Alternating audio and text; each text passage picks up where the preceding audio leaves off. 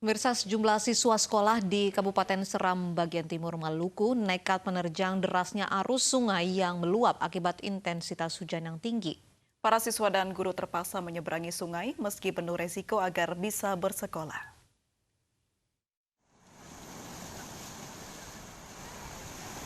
Inilah video amatir saat 4 orang siswa SMP yang nekat menyeberangi derasnya aliran sungai yang meluap di tengah banjir. Salah seorang siswa pun sempat jatuh dan nyaris terseret arus sungai Ulil. Kondisi ini hampir setiap hari dihadapi para siswa saat musim hujan, lantaran hingga kini belum ada jembatan ataupun jalan alternatif yang menghubungkan Desa Tobo dan Batuasa, Kabupaten Seram bagian timur Maluku. Selain harus menerjang derasnya arus aliran sungai, para siswa dan guru pun harus melalui medan yang cukup terjal sejauh 1 km hingga sampai di sekolah yang letaknya di Desa Batuasa. Pihak sekolah pun memberi dispensasi bagi para siswa yang tinggal di seberang sungai untuk tidak bersekolah hingga cuaca membaik. Ketika ada hujan juga kondisi jalannya memang kayak gitu, kondisi sungainya memang banjir kayak gitu. Tidak ada, karena memang kita ini kan akses jalannya lewat pantai saja, cuman ada alternatif pantai. Karena memang kita tidak punya akses jalan darat, akses jalan di darat itu memang nggak ada sama sekali, apalagi jembatan. Agar aktivitas tidak terganggu saat musim hujan tiba, para siswa, guru, dan warga berharap pemerintah melalui dinas terkait segera membangun jembatan penghubung. Dari Ambon, Maluku, Fandiwati Mena, iNews melaporkan. Pemirsa, belasan pelajar di Goa, Sulawesi Selatan harus berjalan kaki sejauh 2 km setiap hari untuk mendapatkan sinyal internet demi menimba ilmu. Sementara di Gunung Kidul, seorang guru rela mendatangi anak muridnya satu persatu karena keterbatasan jaringan internet.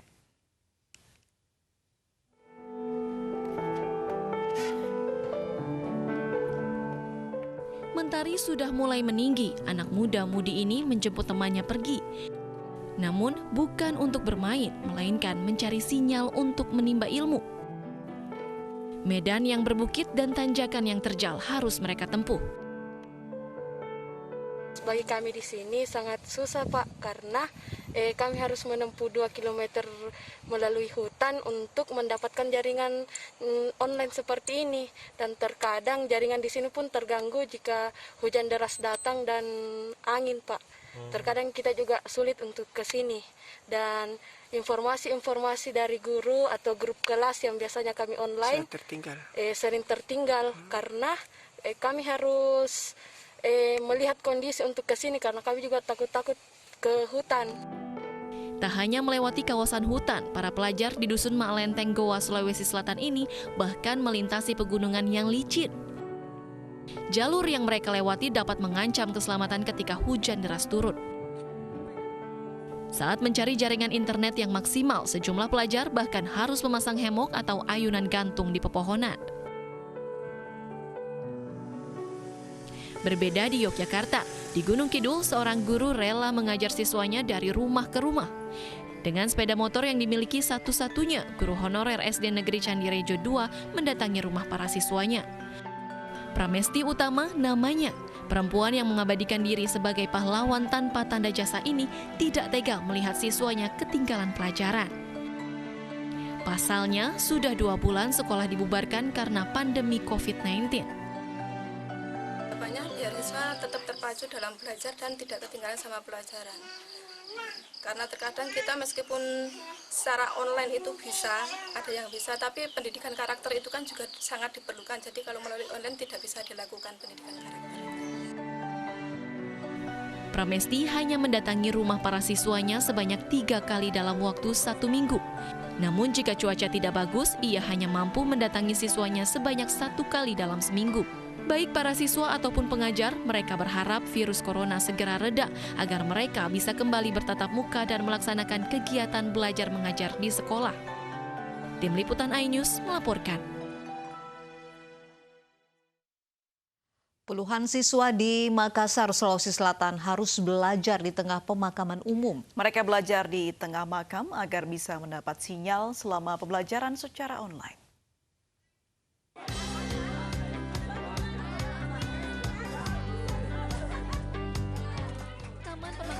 Atau TPU sering memiliki kesan seram, terlebih bagi anak-anak. Namun tidak halnya dengan kumpulan anak-anak ini, mereka justru berkumpul di area pemakaman untuk belajar.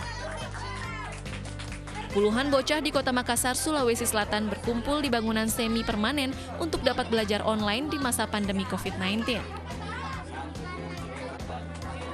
Kegiatan belajar mengajar ini berlangsung di sekitar TPU Dadi, Kecamatan Mamajang. Banyak pelajar yang datang didampingi orang tuanya untuk menikmati fasilitas Wi-Fi gratis yang tersedia di lokasi ini. Lahan kosong di sana kemudian disulap menjadi rumah belajar oleh seorang Babin Kamtibmas Polsek Mamajang, Aibtu Paleweri. Dia jugalah orang yang memasang fasilitas internet gratis untuk anak-anak belajar. Dengan adanya pandemi corona, maka warga di sini kesulitan untuk membelikan kuota kepada anak-anaknya sekolah, terutama kepada SMP dengan SMA yang belajar secara online. Sehingga saya sebagai Babin Kamtibmas memberikan terobosan, yaitu memasang wifi secara gratis. Rumah belajar yang dinamakan Bala Online ini pun didatangi para pelajar dari tingkat SD sampai SMA. Jam belajar pun dibagi menjadi 2 sesi, yakni pagi dan sore hari. Lantaran karena keterbatasan lahan, warga permukiman yang berbatasan langsung dengan pemakaman umum ini terpaksa memanfaatkan bagian pemakaman yang tidak terpakai sebagai tempat anak-anak belajar mengajar setiap harinya. Para orang tua pun merasa terbantu dengan fasilitas ini. Karena ini corona, anak-anak kan tidak sekolah, daripada berkeliaran kiri kanan, lebih baik dia sekolah di sini. Di sini orang tua bisa memantau seperti apa, Bu? Ya, kita bisa pantau di sini. Sedikitnya ada 80 anak-anak yang setiap hari mendatangi Bala Online untuk belajar. Mereka pun dibina langsung oleh Aibtu Paleweri dan sejumlah relawan seperti siswa SMA dan mahasiswa sekitar lokasi. Dari Makassar, Sulawesi Selatan, Andi Dari Sunggu, iNews melaporkan. Seorang siswa kelas 5 SD di Pamekasan, Jawa Timur menulis surat terbuka untuk Menteri Pendidikan dan Kebudayaan Nadiem Makarim. Dalam surat tersebut, ia menuliskan kesulitan belajar selama pandemi karena tidak memiliki handphone dan paket internet.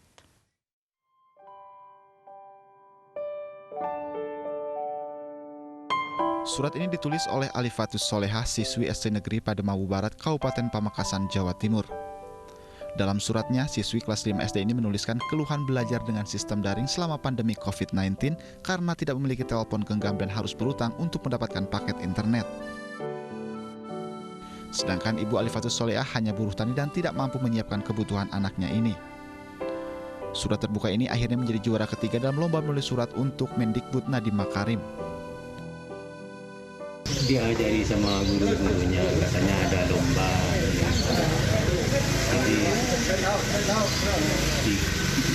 bikin sama-sama temannya, dan temannya ada yang ikut juga, dua orang, jadi 3 sama anak saya. Oh, jadi membuat surat gitu, membuat surat. Mengetahui hal ini, Kapolres Pamekasan AKBP Joko Lestari memberikan bantuan untuk Alifatus Solehah berupa handphone dan paket internet. Dari Pamekasan, Jawa Timur, Dede Prianto, iNews melaporkan. Hari Anak Nasional menjadi momen tolak ukur bagi kalangan anak-anak Indonesia dalam mendapatkan haknya. Sementara Presiden Jokowi mengajak anaknya belajar di rumah selama pandemi.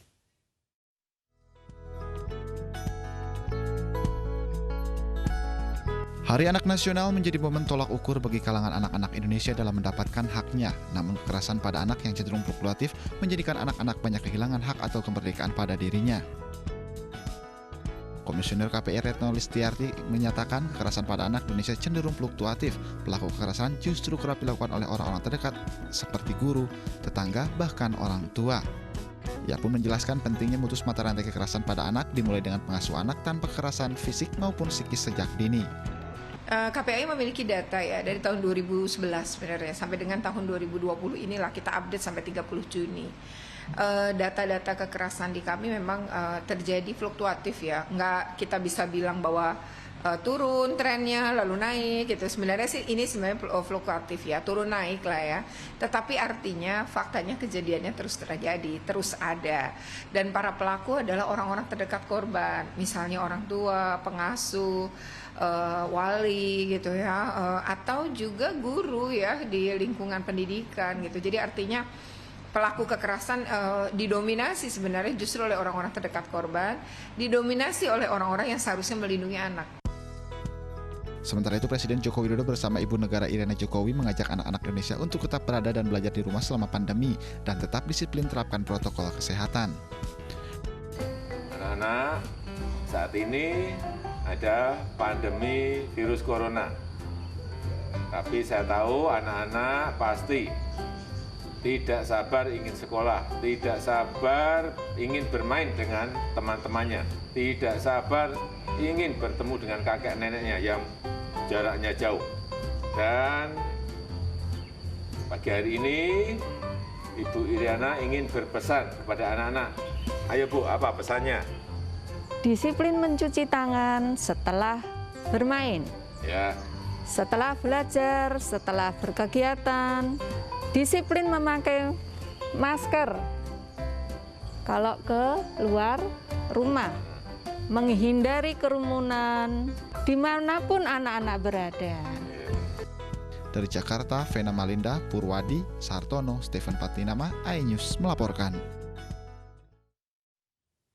Pemirsa, peringatan Hari Anak Nasional kali ini berbeda dengan sebelumnya. Mereka harus belajar online karena masa pandemi. Namun belajar online membuat ruwet orang tua dan anak-anak. Seperti apa keruwetan mereka? Berikut liputannya. Di tengah pandemi COVID-19, pemerintah menerapkan sistem pembelajaran jarak jauh alias online. Namun, tidak semua anak memiliki akses belajar yang baik di rumah, khususnya mereka dengan latar belakang ekonomi kurang mampu. Lalu, bagaimana mereka menjalani aktivitas sekolahnya selama PSBB ini? Ikuti penelusuran saya.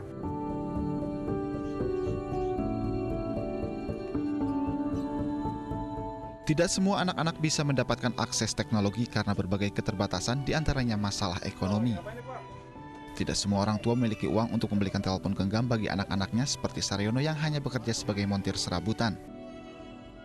Waduh, gimana sekolah di rumah? Melalui apa sekarang sih? Melalui online. Online, iya online. Dia kalau online gitu ada masalah nggak sih Pak? Kendalanya apa sih Pak? Masalahnya HP cuma satu, anak dua, rebutan. Terus gimana itu kalau kayak gitu? Udah gantian. Tapi jam belajarnya bareng? Bareng, kadang ngalah kakaknya.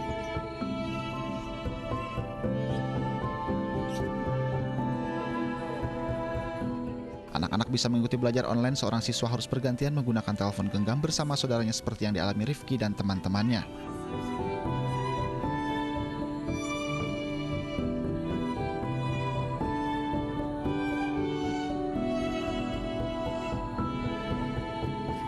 Belajar apa, Ki? Belajar matematika. Kamu kelas berapa sih sekarang? Kelas 5. Kelas 5. Biasanya kalau sekolah online gini, susah nggak sih? Susah. Susahnya gimana, Ki? Karena gak ada yang ngajarin. Oh, nggak ada ngajarin. Kalau di sekolah enak ya, bisa ketemu guru. Kamu udah ujian belum sih? Udah. Kemarin ujiannya gini juga, online. Ki, kamu kan berarti sekolahnya di rumah. Kangen nggak sih sama teman-teman di sekolah? Kangen. Terus, kalau biasanya kalau sekolah di rumah gini, selesainya jam berapa, Ki? Jam 12. Jam 12 berarti sama kayak sekolah biasa ya? Berarti kamu nggak bisa ketemu guru ya? Di situ nggak ada gurunya ya, online gitu? Paling ketemunya cuma Zoom. Oh, lewat Zoom. Untuk memenuhi kebutuhan kuota internet, orang tua harus bekerja ekstra keras untuk menambah penghasilan. Namun mereka juga terjebak situasi yang sulit karena pendapatan menurun drastis di masa pandemi corona. Dari Jakarta, Fikrian Herdiansah dan Ardi Nugroho, iNews melaporkan. Bagi sebagian orang, matematika adalah cabang ilmu yang rumit dan terkenal sulit. Tapi tidak bagi bocah 9 tahun asal Medan, Sumatera Utara ini. Dijuluki bocah kalkulator, siswa kelas 4 SD ini mampu menghitung dengan cepat dan tepat perhitungan matematika yang rumit hanya berbekal jari tangan.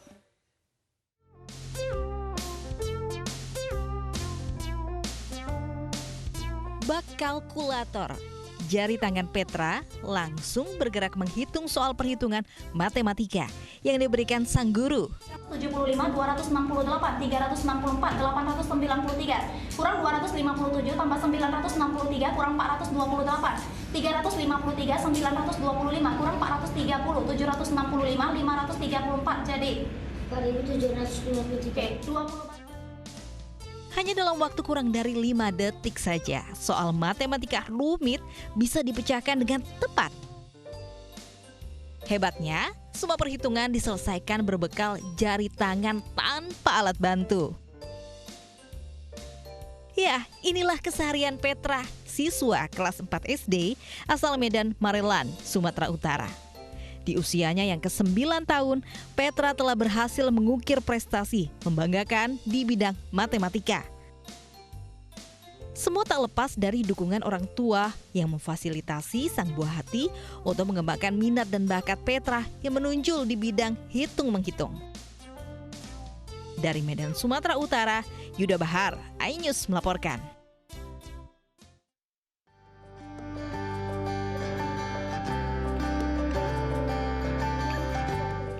Peringatan Hari Anak Nasional yang jatuh pada hari ini disambut Majelis Permusyawaratan Rakyat Republik Indonesia. Melalui Ketua MPR RI Bambang Susatyo yang bekerja sama dengan Lions Club, anak-anak berprestasi di Nusantara diundang untuk ikuti dengar pendapat di Gedung MPR RI Jakarta. Ada 70 siswa berprestasi yang datang langsung ke Gedung MPR, sedangkan 500 siswa berprestasi lainnya melalui virtual meeting dari 34 provinsi di Indonesia. Pertama-tama saya berterima kasih sekali dengan MPR dan Lions Group karena sudah menjadi wadah untuk kita semua. Nah, kita sebagai anak muda ini karena sudah diundang seperti ini, pasti kita semua tuh senang karena kita merasa diperhatikan oleh MPR dan Lions Group ini. Nah, semoga kita semua bisa mencontoh untuk menjadi wadah seperti mereka di kalangan sekolah. Sementara itu, Ketua MPR RI Bambang Susatyo yang telah mendengar keluhan anak-anak memfokuskan terhadap pendidikan mereka yang terhambat karena COVID-19. Tentu Hari Anak ini harus jadi momentum bagi pemerintah untuk terus memperhatikan kebutuhan anak-anak di masa pandemi, terutama dalam hal proses belajar dan mengajar. Kami tadi mendengar keluhan langsung anak-anak kita bahwa terjadi persoalan di proses belajar mengajar jarak jauh ini. Di samping mahalnya kuota, juga jaringan internet yang jelek. Begitu juga ketika praktek-praktek kewirausahaan, praktek-praktek prakarya itu tidak bisa dilakukan karena harus kerja tim dan sekarang mereka terpaksa harus di rumah. Kegiatan ini bertujuan untuk mendengarkan beragam kebutuhan dari perwakilan anak-anak di seluruh Indonesia. Dari Jakarta, Hasbiyallah Bayu Anggara, iNews melaporkan. Dianggap melanggar sumpah jabatan dan terlibat korupsi, Bupati Jember Faida dipecat. Informasi selengkapnya usai jeda berikut, tetaplah bersama kami.